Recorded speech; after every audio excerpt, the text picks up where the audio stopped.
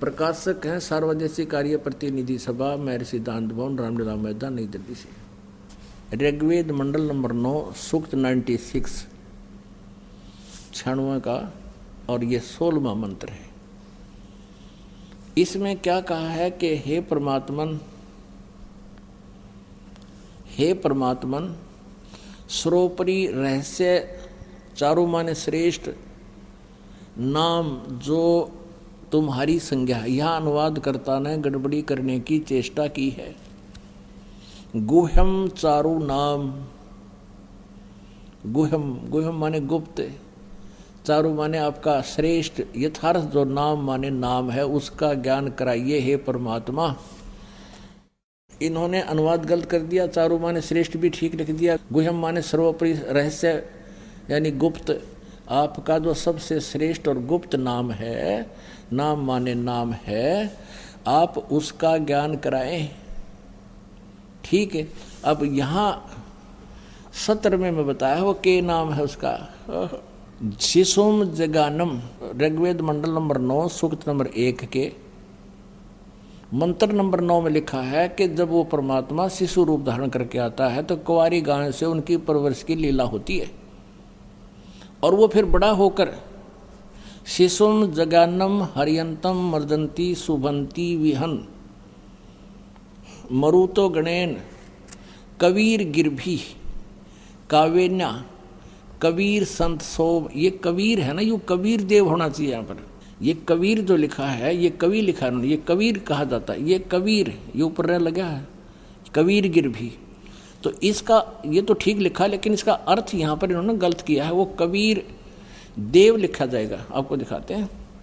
तो शिशुम जगानम, शिशु रूप धारण करके परमात्मा जो प्रकट होता है, वो ज्ञान को, पवित्र ज्ञान को ऊंची आवाज में बोल के और बहुत बड़े समूह को संबोधित करता है, उनका मुखिया बन जाता है संतों भक्तों का।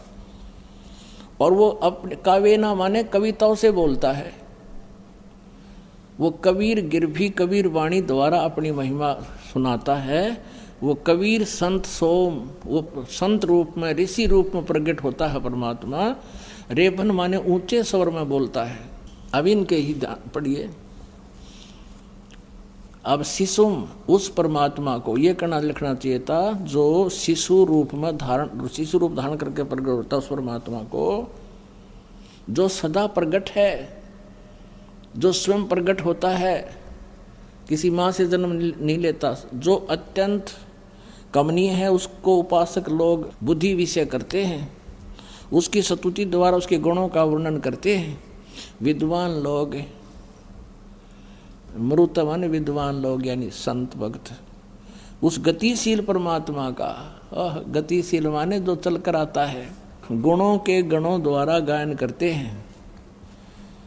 अब देखो इन्होंने क्या कर दिया, कबीर गिरभी के 2 हिस्से कर दिए। ये कबीर गिरभी है, ये लिखते हैं कवि लोग, गिरभी माने वाणी द्वारा। हम इसको लिख दें कबीर वाणी द्वारा, कबीर को कबीर लिख दें, कबीर वाणी द्वारा। कविताओं से, काव्य न माने कविताओं से, और सोम माने वो अमर पुरुष। ये गलत लिख रहे, सोम स्वरूप आपको पहले दिखाया था। सोम माने परमात्मा, वह परमात्मा कारण अवस्था में अतीत सूक्ष्म प्रकृति को रेभन सन गर्जता हुआ अतिक्रमण करता है। पवित्रम अतेति रेभन, इसमें 2 बार लिखा कबीर। इन्होंने एक कबीर का अर्थ नहीं कर रखा।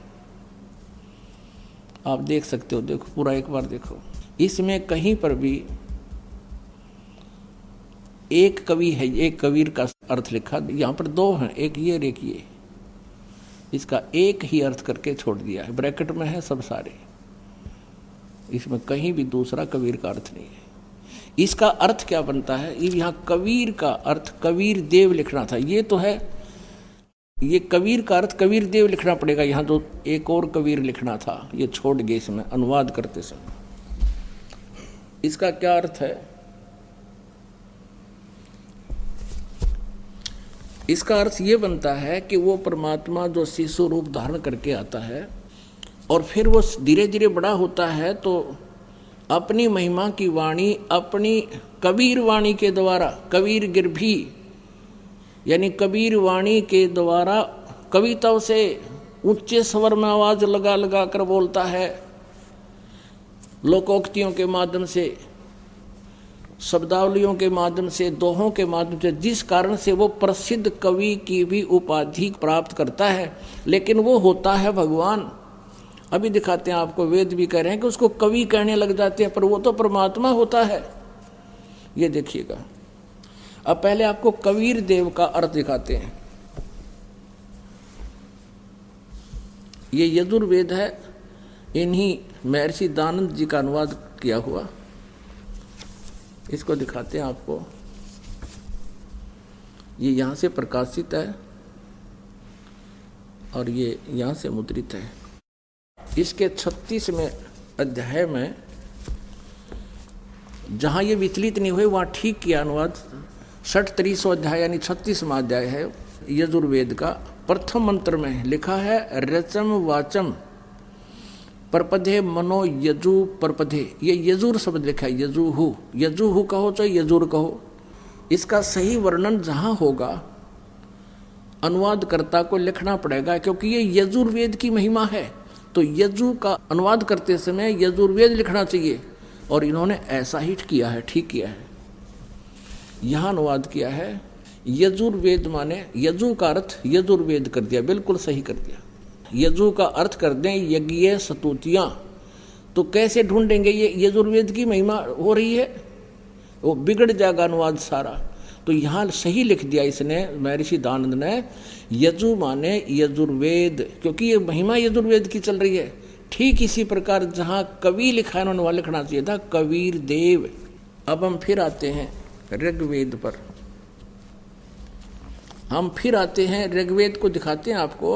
तो यहाँ इब जहाँ कबीर शब्द लिखा, कवि ही ये बोलते हैं, इसको हम कबीर देव कहेंगे कि वो कबीर देव है। और कबीर वाणी के द्वारा वो अपनी महिमा की आप पे बोलता है, ऊंचे स्वर में बोलता है, कहीं कहीं खड़ा होकर आवाज़ लगाने लग जाता है। वो बोलता दोहों और लोकोक्तियों के माध्यम से, जिस कारण से वो प्रसिद्ध कवि की भी उपाधि पाता है, लेकिन वो भगवान होता है। ये वेद बता रहे हमारे को उसकी पहचान परमेश्वर की। और ये लीला कबीर देव ने की है 600 वर्ष पहले। आज हम भगवान पहचान लेंगे, ये देखिएगा।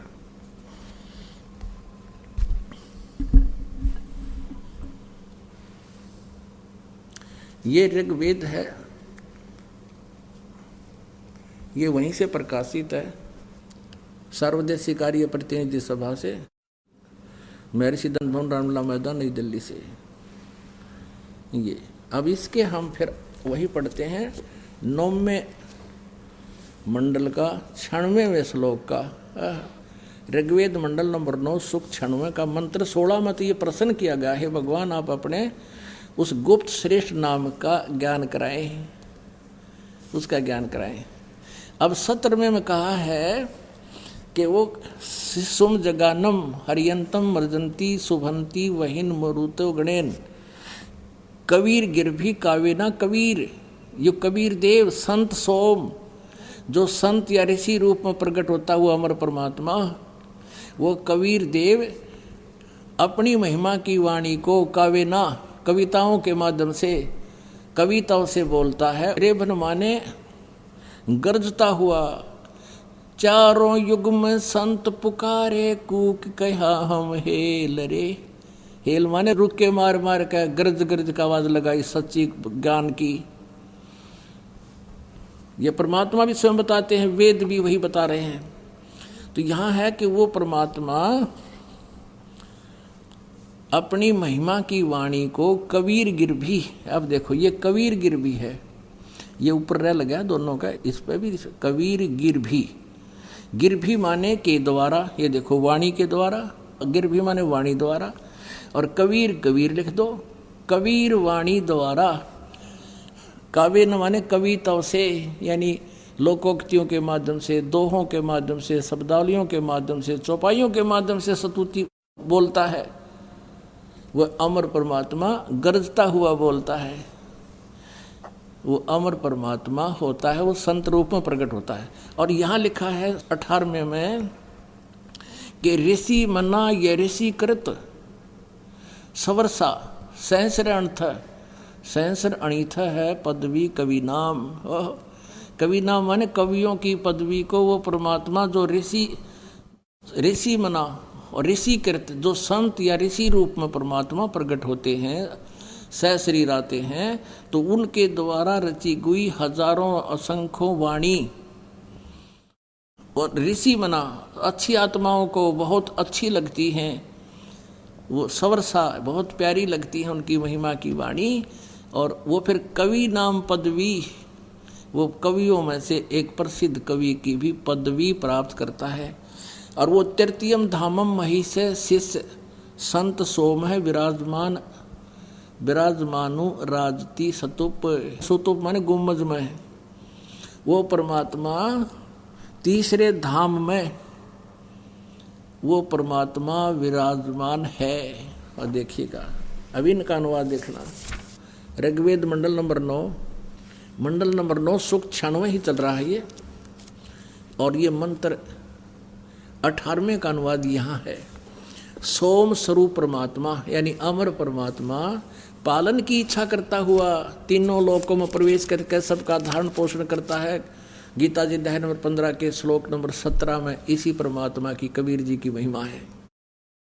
अमर परमात्मा, सोम परमात्मा माने अमर परमात्मा, पालन की इच्छा करता हुआ जो महान परमात्मा, वो बड़ा भगवान, महीस माने महान बड़ा परमात्मा, तृतीय धाम, तृतीयम यानी देवयान और प्रत्यान, यदि इन्होंने अपना है दोनों से पृथक, तो तीसरा जो मुक्ति धाम है उसमें विराजमान है, उसमें रहता है। यह इन्होंने गलत कर दिया अनुवाद, इनके याद आ गया कि दानंद तो नट्य था, वो एक स्थान पर नहीं रहता, और वेद कहते हैं रहता, इन्हें अज्ञान कर दिया। यहाँ पर यहाँ इन्होंने वह परमात्मा अमर परमात्मा लिखना था, पालन की इच्छा करता हुआ वह जो महान परमात्मा, वह बड़ा भगवान, मही से माने बड़ा, सबसे बड़ा, तृतीयम धाम, तीसरा जो मुक्ति धाम है, बस इतना है पढ़ो, उसमें विराजमान है। यहाँ लग दिया जो ज्ञान योगी है उसको बता, भगवान की महिमा में ज्ञान योगी कितना है गया यहाँ पर। अब ऋषि कृत का अर्थ क्या होता है? उस ऋषि रूप में परमात्मा के द्वारा कवि नाम पदवी, ये मूल संस्कृत मूल पाठ में है, जो कांत दर्शियों की पदवी अर्थात मुख्य स्थान है। कवि नाम पदवी, वो प्रसिद्ध कवियों की पदवी भी प्राप्त करता है, क्योंकि वो कवि कहलाता है, लेकिन वो परमात्मा होता है। अब यहाँ इन्होंने ये गलती जो की है कि वो तीसरे मुक्ति धाम में, ये तीन का सोच है, वो तीसरा जो मुक्ति धाम उसमें विराजमान। अब आगे यहाँ दिखाते हैं आपको 9वें अध्याय का 86वें श्लोक मंडल में 27वें मंत्र में कति कंसेप्ट क्लियर है। ये देखो, यहाँ इनका याद ना रही, भूल गए, ये देखिएगा ऋग्वेद मंडल नंबर 9 सूक्त 86। और इसमें यहाँ क्या लिखा है कि यज्ञ करने वाले यजमानों के लिए परमात्मा, यज्ञ माने धार्मिक अनुष्ठान, यजमान माने भक्तों के लिए परमात्मा सब रास्तों को सुगम करता है। ये 26वां मंत्र है। करता हुआ उनके विघ्नों को मर्दन करता है, उनको पवित्र करता हुआ और अपने रूप को सरल करता हुआ, क्योंकि वहाँ बहुत तेजों में रूप है परमात्मा का, उसे हल्का तेज पुंज का रूप बना कराता है। वह कांति में परमात्मा, यहाँ लिखना था वो कबीर देव, ये सर्वज्ञ लिख दिया कबीर का, नहीं, वह कबीर देव विद्युत के समान यानी बिजली जैसी गति से, जैसे आकाशीय बिजली आती है, क्रीड़ा करता हुआ वर्णीय पुरुष को यानी श्रेष्ठ पुरुष को प्राप्त होता, अच्छी आत्मा को मिलता है। और 27 में क्या लिखा है, जो परमात्मा दिव्य तृतीय पृष्ठे धूलोक के तीसरे पृष्ठ पर विराजमान है, एक स्थान पर रहता है तीसरे लोक में, यहाँ भूल गए, विराजमकार ज्ञान योगी लिखना भूल गए और यहाँ गड़बड़ कर दी ने, सारा नाश कर दिया। अब हम 96 पढ़ रहे हैं, 96 ऋग्वेद मंडल नंबर 9 सूक्त 96 पर फिर आ जाते हैं। सूक्त 96 और मंत्र हम 16 पढ़ चुके हैं।